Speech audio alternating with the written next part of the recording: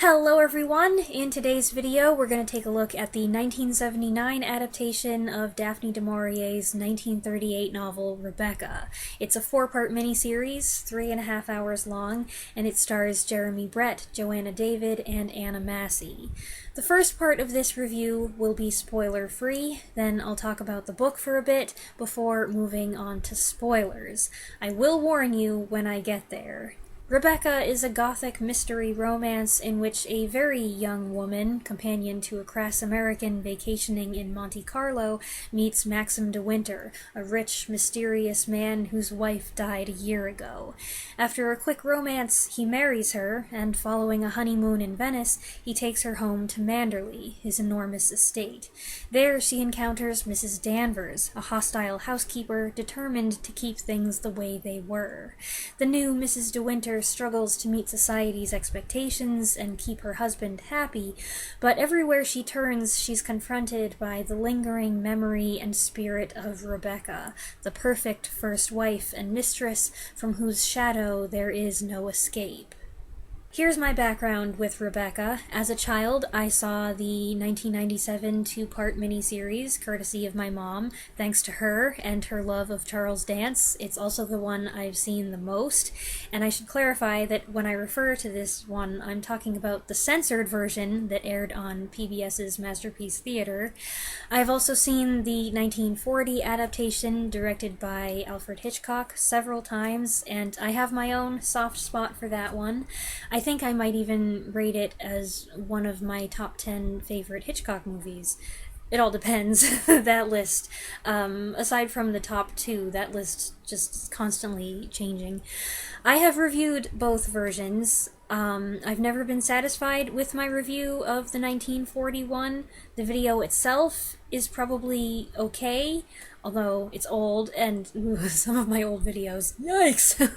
But I don't like how I chose to deal with the twist. I acknowledged the change they made, but I didn't explain the reason for it, partly because I just couldn't remember exactly what the book said, and partly because I didn't want to get into a debate over the Hays Code. But instead, I had people assuming that I didn't know about the code and explaining it to me like I'd never seen an old movie before, and that was frustrating. As for my review of the 1997 version, did it even happen? Because I have no recollection of it. I don't know what I said, I don't recall any images I used, I don't remember editing it, and I don't remember what feedback I got, and nobody ever comments on it, which is fine. It's just weird that I don't remember it at all. It's like it never even happened. At some point, when I was around 12 years old, I'll say, I read the book. I don't remember much about that experience either. I think I was a little disappointed that I didn't love it. I think I found it hard to get through. I think it took me a long time to read. And it's not because it was old. At that point, I was reading books that were as old, if not older. It wasn't appealing to me. I have been intending to reread it for ages, but I was finally motivated by the discovery that someone had recently uploaded this elusive 1979 version to YouTube. It is my understanding that this adaptation has been extremely hard to find, especially in good condition, but the person who uploaded it essentially did their own remastering, and I think they did an amazing job. I was pleased with the quality, and I was pleased with the adaptation itself. All 3 stars, Joanna David as Mrs. De Winter, Jeremy Brett as Maxim De Winter, and Anna Massey as Mrs. Danvers, give perfect performances. A couple funny points of trivia. Joanna David is the mother of Amelia Fox, who played the same role in the 1997 adaptation, and Jeremy Brett and Anna Massey were married from 1958 to 1962. Joanna David, as the infamously unnamed protagonist, looks young and sensitive. She captures the turmoil of inadequacy felt by a new bride and a second wife, but she's not as childish and painfully awkward as the character is in the book, and she matures gradually rather than all of a sudden. She's altogether less dim-witted, which is a significant improvement, and I would say that the other actresses, Joan Fontaine and Amelia Fox, also make the character more palatable than she is on the page. Jeremy Brett's Maxim is handsome and troubled. He lets loose a flash of temper when something hits a sore spot, but generally he's appealing. He's got touches of good humor that balance out the occasional irritability so that he's not just a miserable, grumpy, brooding guy. I do feel like his wardrobe at Manderley is dangerously close to channeling 70s trends, though. Together, I think they work very well. I appreciated that lots of time is devoted to showing them getting to know each other and growing closer, and even in their married life, though underlying tension develops, there are still happy scenes of them talking and getting along. The characters come across as natural and sympathetic, and there's genuine warmth and affection between them, which I like to see. It feels like they included a bit less of the off-putting stuff, him treating her as if she were a puppy or a toy. I'm convinced that they love each other, which is something the book can make you doubt until a certain moment where passion is ignited. As for what is supposed to be a prominent age gap, I feel like the actors meet in the middle. He seems younger than 42, even though he's actually a few years older, and she really does seem old for her age, as the character claims to Mrs. Van Hopper. I found that claim unbelievable in the book, but it rings true here. And it does help that Joanna David was actually quite a bit older than the character, but I don't think that you can tell. Anna Massey as Mrs. Danvers was great as well. Judith Anderson before her and Diana Rigg after her both gave very memorable performances, but Massey makes her own mark. Her Mrs. Danvers is a sly, passive-aggressive serpent. She can seem nice enough in a cool, standoffish way. How she really feels isn't glaringly obvious, so Mrs. De Winter's naive trust is understandable, even though knowing what's going to happen, you're like, don't listen to her. I think the best scene is their confrontation in the West Wing. Massey kills it in Mrs. Danvers' most explosive moment, and it's nicely staged, too. Frank and Giles are spot on, Beatrice even better, Jack Favell is pretty good. He looks less drunk and less caddish than he should, but I'm also picturing an amalgamation of George Sanders and Jonathan Cake, who both played the character very smarmy indeed. This didn't quite reach that level. I appreciated little details from the novel that had stuck out to me, like the book of poetry with Rebecca's inscription and what the narrator does with it, and Mrs. Van Hopper putting out her cigarette in a pot of face cream.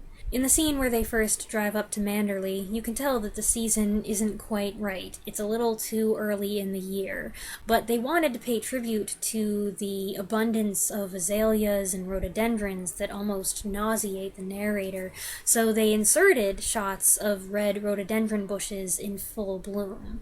I was on the lookout for this, since Du Maurier makes a big deal out of the flowers, and I was glad they were there, even if they had to edit them in.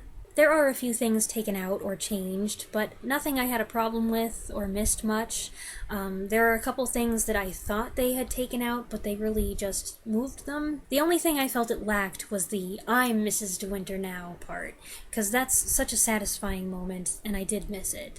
There are a couple artistic choices I don't love, like a prolonged shot of a boat underwater, and the sequence of images shown as Mrs. Danvers and Mrs. De Winter stand at the window. I felt that dragged out the moment and was kind of distracting.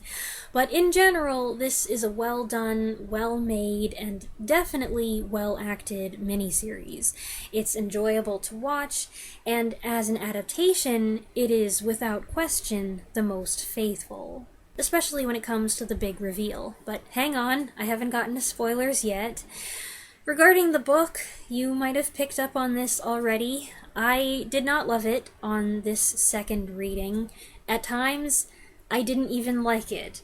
And it feels weird to say that because it does seem like a book I would like. I know a lot of other people love it. Technically speaking, it has a lush style. Du Maurier's writing is heavy with nostalgia and emphasizes nature and scents and textures.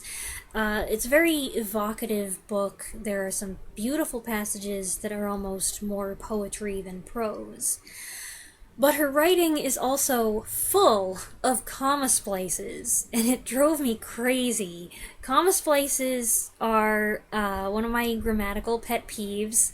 It's one thing if it's in a text or an email, it's conversational, whatever, but in a published work, I just feel like, so...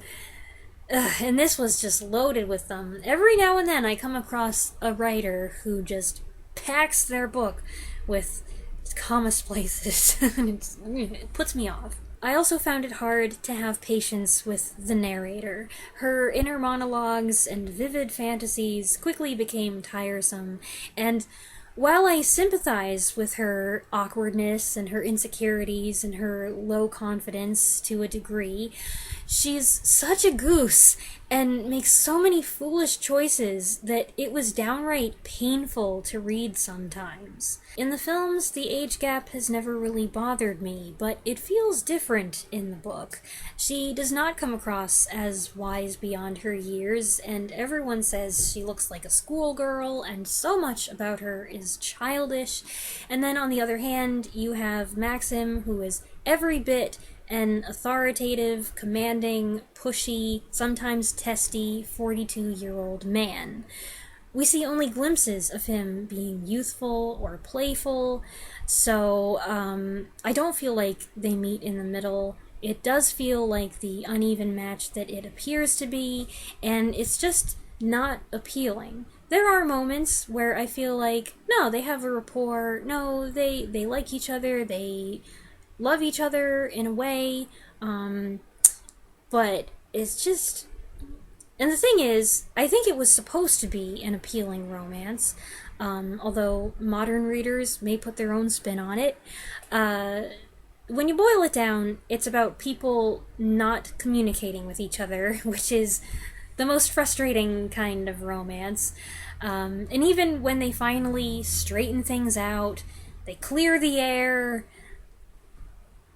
all of that, and they become a solid unit, it was kind of like too little too late. I do not have these issues with the 3 adaptations I've seen, which again makes me feel that these characters just do better off the page, interpreted by skilled actors. Mrs. Danvers is, I think, the most interesting person in the book, with her gruesome worship and obsession that extends into the afterlife.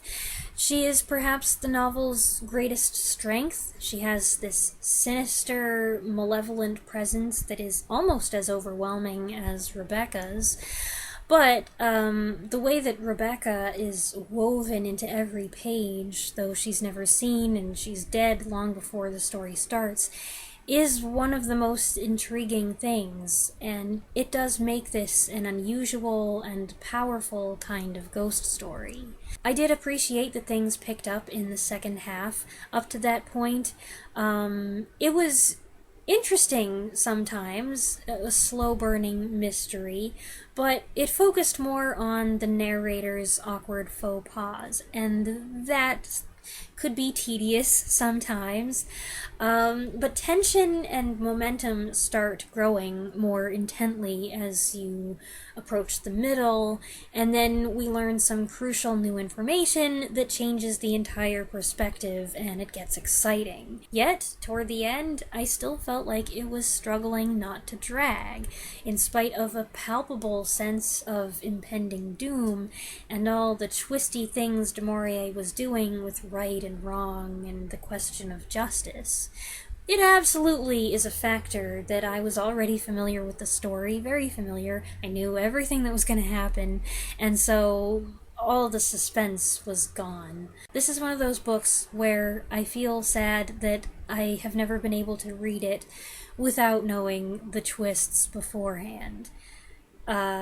there are some things where I wish I could just forget everything I knew about a movie or about a book and experience it for the first time again. And I'd say this is one of them. I might like it much better that way. I have no way of knowing. I do really love the quote about I wish there was an invention where one could bottle up a memory and keep it and live it over again. It's said much more eloquently than that, but that is one of those quotes and ideas that's always stayed with me, and every adaptation includes it. Well, all of these adaptations.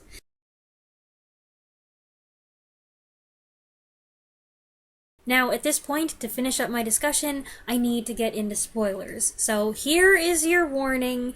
If you don't want to hear the spoilers, you don't want to know the twists, the big reveal, stop watching. It's not just one twist or one reveal, it's really a whole bunch of reveals that we get dumped on us all at once. Rebecca's boat is discovered and there is a body inside, and it's Rebecca's body. It forces Maxim to tell his wife that Rebecca did not drown, he killed her. She was actually a nasty person. Maxim never loved her. Shortly after their marriage, they made an arrangement whereby she had all these wild affairs and secret parties, but she kept up the appearance that she was a perfect wife, and he put up with it for Manderley's sake. But she started getting sloppy, and he went and confronted her, bringing a gun just to scare her, he says. She taunted him with the idea that she would have a baby and pass it off as his heir, even though it wasn't his, and he lost his temper and shot her.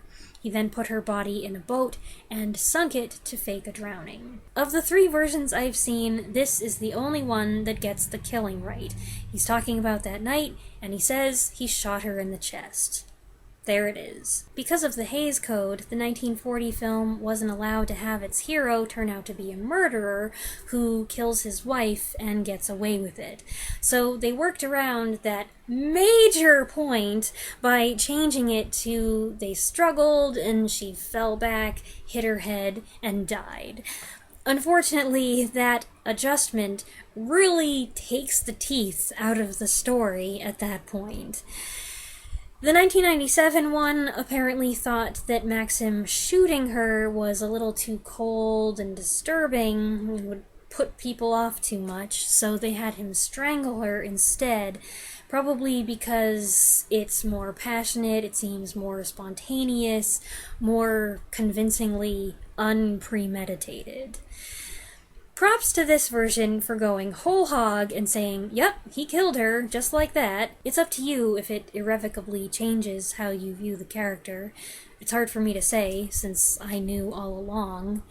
A pivotal moment in any adaptation is when, right after he confesses, he asks Mrs. De Winter, now can you look me in the eye and tell me you love me? This version holds on her wide-eyed stare, and you think she's stunned and afraid and backing away, and you know he's believing that she wants nothing to do with him now, but then she kisses him. And it's the first and only passionate embrace that they share in this version, which is appropriate because it's the same way in the book. It's a significant moment because she suddenly has confidence, she takes initiative. At this moment, she grows up, and it just alters the entire stance of their relationship. The psychology of it? I don't know. Your husband just told you that he murdered his first wife, and your response is, I want to make out with you. That's not really what's going on. It's not the confession of murder. It's the thing that, like, all along she has believed that he loved Rebecca and was still mourning Rebecca, and Rebecca was perfect, and there's no way that she can ever live up to that standard, and she's far inferior, and he doesn't even really want me. Why did he marry me? And then she's faced with the truth that he hated Rebecca and she was awful, and he does love her, he wants her love, and she's basically like, oh honey, I got oodles of love to give. Some people can't get past the fact that he killed his wife. I get it. In real life, I probably wouldn't get past it either. But for some people, it's apparently worse that he lied, or that he wasn't forthcoming with the truth, than that he murdered his wife. I don't quite follow the arithmetic there, but some people also use the word gaslighting here, and I think that that is a misapplication. Mrs. De Winter never came out and asked him if he loved Rebecca, or how much he cared for Rebecca, if he was still mourning her. She never asked the questions, and he never told any lies. I think he had no clue that she was laboring under this misapprehension for the 4 months. I don't have this in the script, but it's something I thought of. This whole book takes place over just 4 months, and yet there's all this nostalgia about, like, oh, the way things used to be, their day-to-day life, everything, we did the same thing every day, da da da. And I just feel like, there's only 4 months, and you're still... Anyway, something you'll find if you tune into discussions of this book is that there are a lot of theories out there. Some of them are viable, others, I think people are reading way too much into it, they're reading between the lines, becoming enamored of their own headcanon, and ignoring what the book itself says, which contradicts their theories, but then they have an excuse for that. Take the Rebecca was actually a horrible person twist. There's innuendo about wild parties, brazen seductions. She's been having a torrid affair with her first cousin for years, but ultimately sex is just a game through which she controls and humiliates men. She represents forceful, unbridled sensuality in contrast to the narrator's purity and ignorance. Many readers today, though, may very well read the things that are written about Rebecca and say it's slut-shaming. I know there's a theory that Maxim just makes all this stuff up to justify his actions, but what about Ben and Favell and Mrs. Danvers' corroborating statements? The way Mrs. Danvers describes her, Rebecca sounds like a psycho, and she loved her, whether it was romantic love or platonic love or maternal love or whatever. She was Rebecca's biggest fan, and yet the picture that she paints of her, to me, sounds terrifying. She wasn't like that outwardly, and that's why everybody loved her. She was a master pretender. But yeah, the real Rebecca, no matter who is telling you about it, doesn't sound like a good person, doesn't sound like someone that I would want to... doesn't sound like someone I would sympathize with.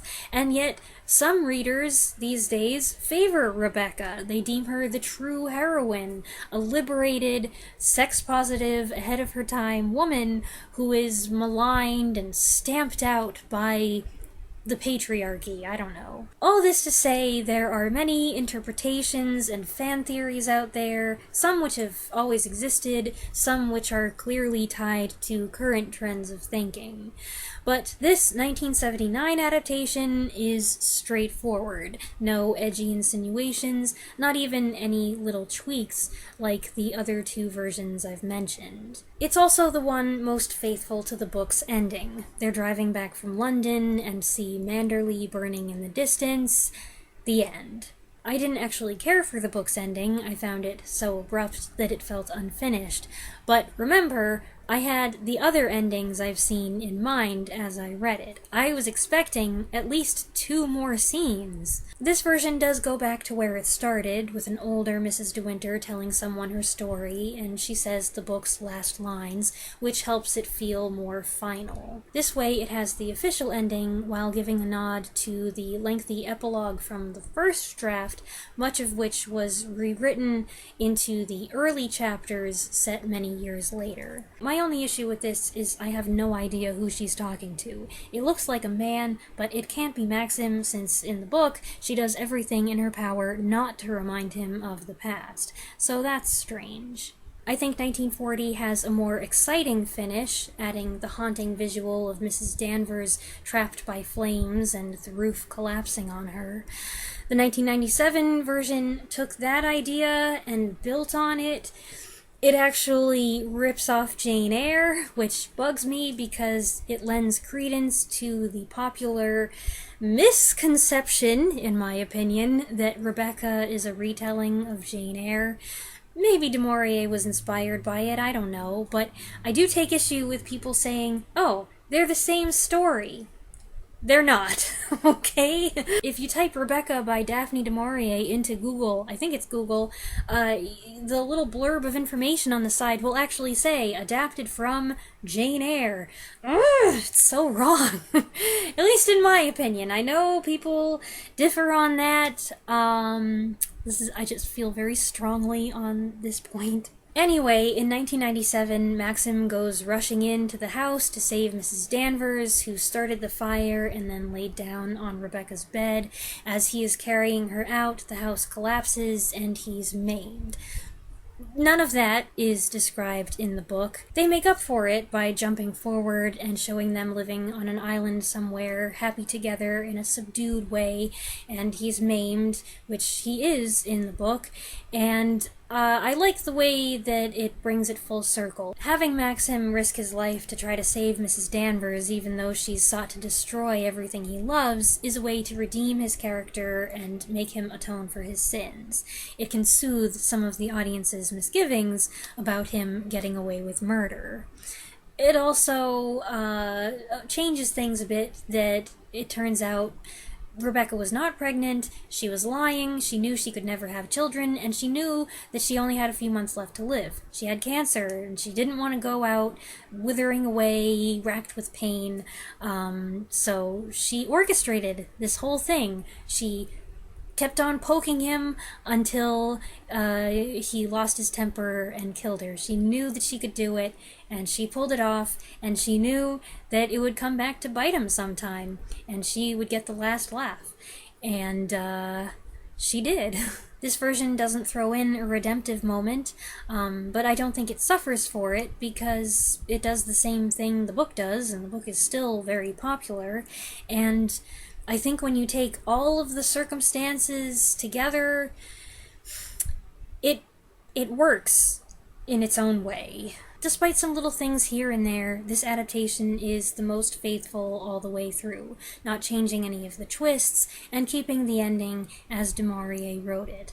But it's also a well-made miniseries that's enjoyable to watch, with strong performances that, in many ways, in my opinion, improve on the source material. Those are my thoughts on this version of Rebecca and the book itself. I hope you enjoyed the video. Let me know what you think in the comments below, and I'll see you next week. Thanks for watching.